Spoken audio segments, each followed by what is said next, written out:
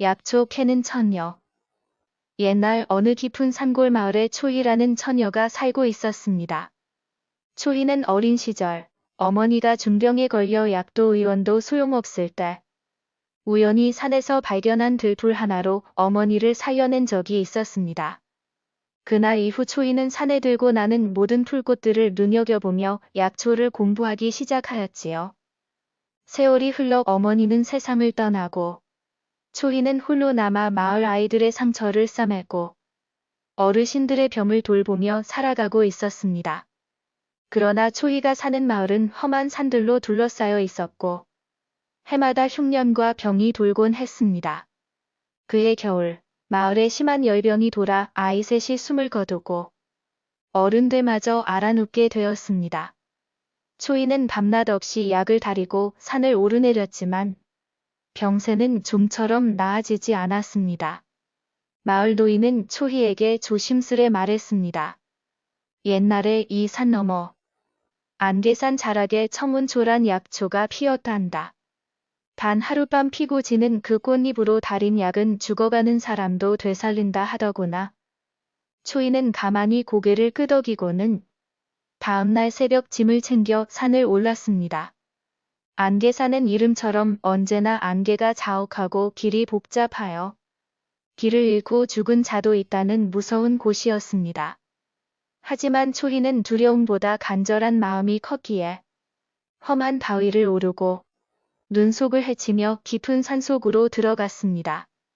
사흘째 되던 날 밤, 초희는 낯선 연못가에서 길을 잃었습니다. 목이 말라 연못물에 손을 담그려던 그때 물속에서 은은한 빛이 피어올랐습니다. 그 빛 속에서 여인의 얼굴이 떠올랐고 그 여인은 조용히 말했습니다. 이 꽃을 따기 전 너는 반드시 내 마음을 살펴야 한다. 이 꽃은 탐욕이나 욕심이 있는 자에겐 독이 되느니라. 그 말을 마치고 물속에서 하얀 꽃 한 송이가 떠올랐습니다.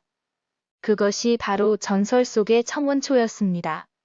초희는 조용히 손을 뻗어 그 꽃을 품에 안고 정성껏 연못가에 절을 올린 뒤 다시 산길을 내려오기 시작했습니다. 그러나 내려오는 길, 갑자기 폭설이 몰아치며 초희의 앞길을 막았습니다. 몸은 지쳤고 눈은 쌓여 발이 묶였지만 초희는 청원초를 품에서 꺼내 작은 불을 피워 약을 다리기 시작했습니다. 그렇게 얼어 죽을 위기에 놓인 다른 산객 하나를 살리고 자신은 눈 속에 쓰러지고 말았습니다. 이튿날 눈이 그치자 마을 사람들이 초희를 찾으러 산에 올랐고 연못 근처 눈 속에서 껴안은 채 잠든 초희와 생존한 사내를 발견했습니다. 초희는 깊은 잠에 빠져 있었지만 품속엔 하얀 꽃잎 하나가 아직도 살아 있었습니다.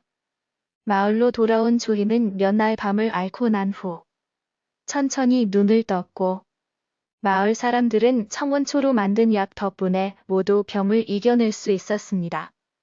이후 초희는 마을에서 의원으로 불리며 해마다 산에 올라 약초를 심고 아이들에게 약초 이름을 가르쳤습니다. 아무도 그 하얀 꽃을 다시 본 적은 없었지만 봄이 오면 연못가에서 희미한 빛이 반짝이며 피었다 사라지는 꽃이 있었다고 합니다. 그리고 사람들은 지금도 말합니다.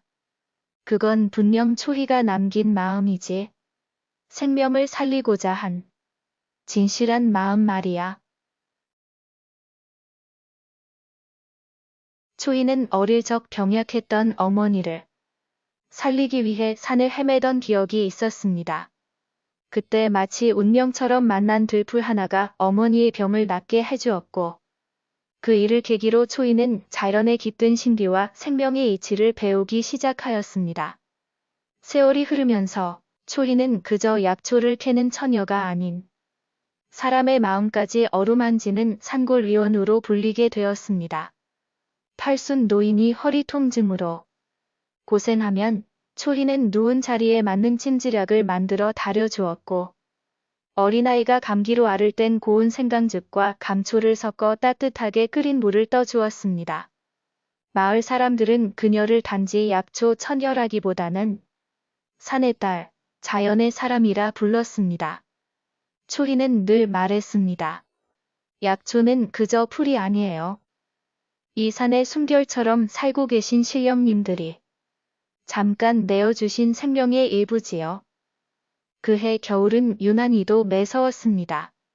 북풍은 나뭇가지 사이를 파고들며 밤새 울고 개울은 얼어붙어 물 한 모금 뜨기가 어려웠습니다. 그런데 어느 날 마을에 정체불명의 열병이 퍼졌습니다. 처음엔 기침이더니 금세 숨이 차고 먹은 것도 토하며 몸이 파리해지는 병이었습니다. 초희는 눈이 내리는 새벽에도 나무 지팡이를 짚고 산에 올랐습니다.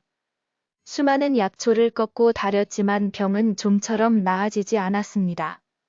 그리고 마을에서 가장 총명하던 아이 석돌이 마저 병상에 누웠을 때 초희는 결심했습니다. 이제는 전설 속 약초, 첨원초를 찾아 나서야 한다고. 첨원초는 산신령이 허락한 사람에게만 그 모습을 드러낸다고 전해졌습니다. 그것은 단 한 송이. 눈 내리는 안개산 연못가에 하룻밤 피었다. 지는 꽃으로 사람의 목숨과 기억을 바꾸는 힘이 있다고 했지요. 초희는 마을 어른들에게 작별 인사를 드리고 석돌이의 손을 꼭 쥐며 말했습니다. 기다려요, 석돌아. 언니가 꼭 데려올게. 안개산으로 들어선 초희는 밤낮을 잊고 걷고 또 걸었습니다. 눈은 가슴께까지 쌓였고 날은 흐려 시간 가늠도 어려웠습니다. 산짐승의 울음, 얼음 밟는 소리, 발끝이 저려오는 고통도 이제는 스스로와의 싸움이 되었습니다. 그렇게 넷째 날이 되던 밤, 초희는 작은 계곡에 다다랐습니다. 계곡 안쪽엔 연못이 있었고 그 물은 얼지 않고 말없이 빛을 머금고 있었습니다. 그 순간 연못 안에서 맑은 음성이 들렸습니다.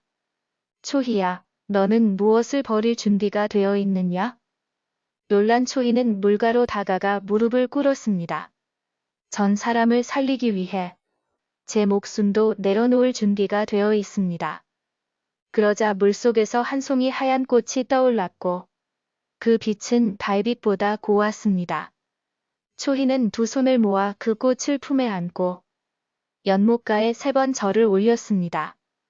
하지만 그것이 끝이 아니었습니다. 산을 내려오는 길, 눈보라가 몰아치며 초희의 앞을 가로막았습니다. 숨을 쉬기조차 힘든 바람소. 초희는 걸음을 멈추었습니다. 바로 그때 눈 속에 누군가 쓰러져 있었습니다. 젊은 남자 하나가 피투성이가 된 채 옷도 없이 떨고 있었습니다. 초희는 자신이 가져온 유일한 첨은초로 약을 다려 그에게 먹였습니다. 그리고 자신의 외투를 덮어주며 말했습니다. 당신이 살아야 내가 사는 길입니다. 남자는 겨우 의식을 회복했고 초희는 그와 함께 얼어붙은 산길을 걸어 마을로 내려왔습니다.